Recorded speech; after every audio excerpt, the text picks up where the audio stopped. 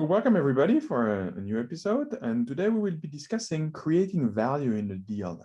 Very often, when you're a syndicator, when you bring in investors, um, you need to justify your paycheck. You need to justify your existence inside the deal, and usually it's by adding value. So Logan and I will walk you through a few examples of ways to add value, and basically, like any entrepreneur, you're solving a problem. When you buy a property, you buy a property with a problem that you will solve, and that's why you get paid as a syndicator, as a sponsor.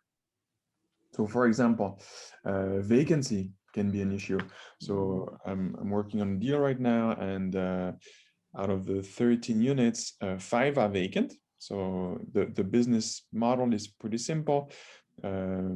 Improving the units and the monument sign. It's a retail space, and then find some new tenants to give it some new life and increase the NOI. So yeah, that's one way of doing it when you have vacancy. Absolutely. Yeah.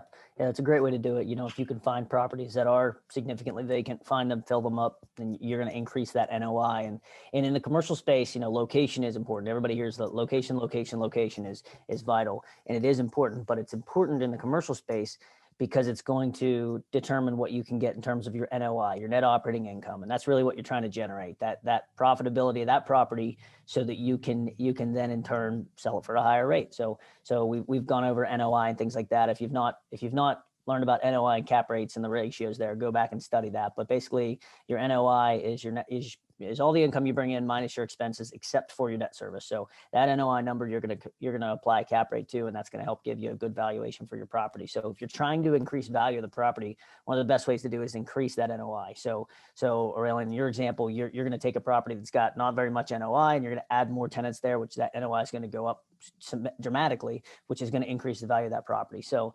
it's funny. One way that you can do it, and one way that I am looking for in my market, is to take properties that are larger industrial properties, section them up into smaller industrial properties, because the lease rate on a 40,000 square foot facility may be $5 or $6. Well, if you broke that into 4,000 square foot facilities that are 4,000 square foot facilities, you may be in the $9 or $10 range. So that's a significant increase in that NOI, and it's basically taking that large section and breaking it down. It reminds me of a saying one of my buddies used to say about Florida. In his mentor told him, he said, "There's only 2 ways to make money in Florida: you either buy land by the acre and sell it by the lot, or liquor by the bottle and sell it by the shot." And it's the same thing. It's the same concept. You take these things and you buy them wholesale, break them down, and sell them at retail. And it's a similar concept with the industrial space, is taking things and breaking them down into smaller units, leasing it all back up at a higher rate. So another way you can do it in larger industrial or even single tenant spaces, we had someone on about single tenant net lease spaces, is by getting a long-term lease in place. If you have a tenant that's so and they're kind of, smaller lease, 1 to 2 year, 3 year leases, and you replace that tenant with a nationally accredited tenant at a 15-year lease, that same property just magically transformed and is worth a lot more because that tenant's there. Now, larger investors are going to look at that and say, "I'm willing to pay more. Maybe it's a 5 cap or a 5.5 cap versus a 7 cap because that tenant is there." So those are a few ways that you can do so in the commercial world. Yeah, and I think it's at the core of being an entrepreneur in commercial real estate. You find properties that have a problem and you try to fix that problem. So we mentioned vacancy, mentioned low rents.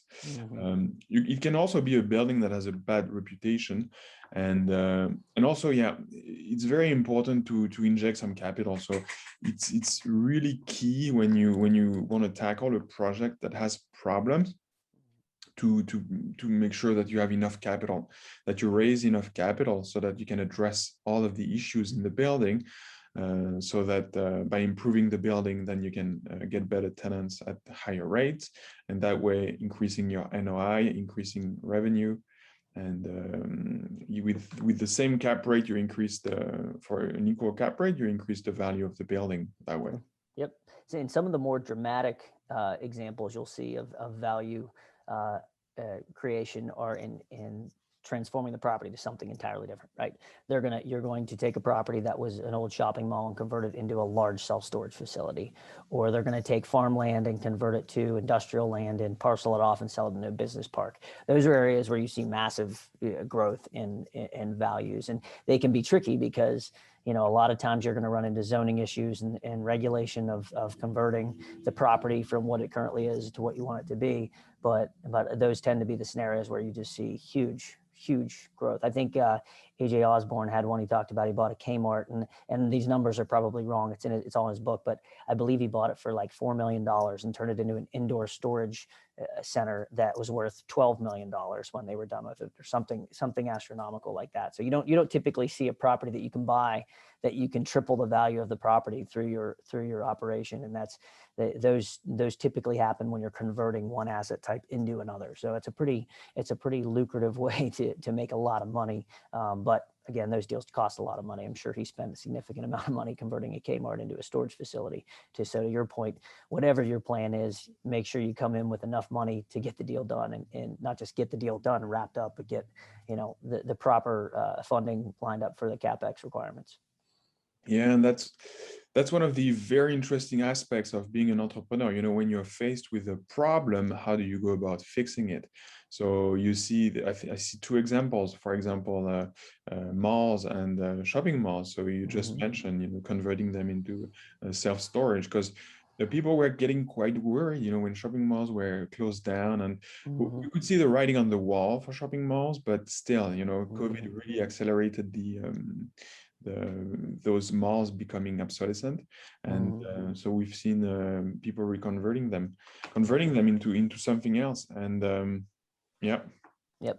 No, it makes a lot of sense. I think there's definitely a conversion that's going to take place for a lot of retail centers, especially malls, that could turn into industrial facilities and distribution facilities for sure.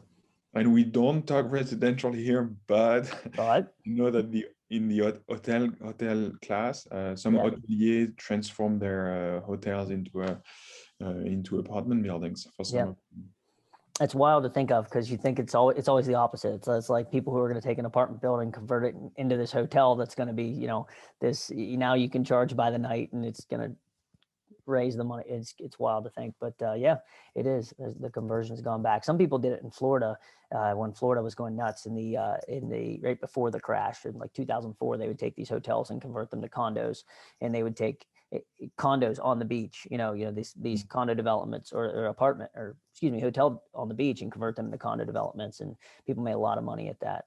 I actually had an opportunity to buy a studio apartment in Daytona Beach with a balcony on the water, on the ocean, Daytona Beach, for $39,000 back in 2000, and I think it was 8, right as everything was crashing, and I'm kicking myself that I didn't do that, because it's probably worth a heck of a lot more money than that right now.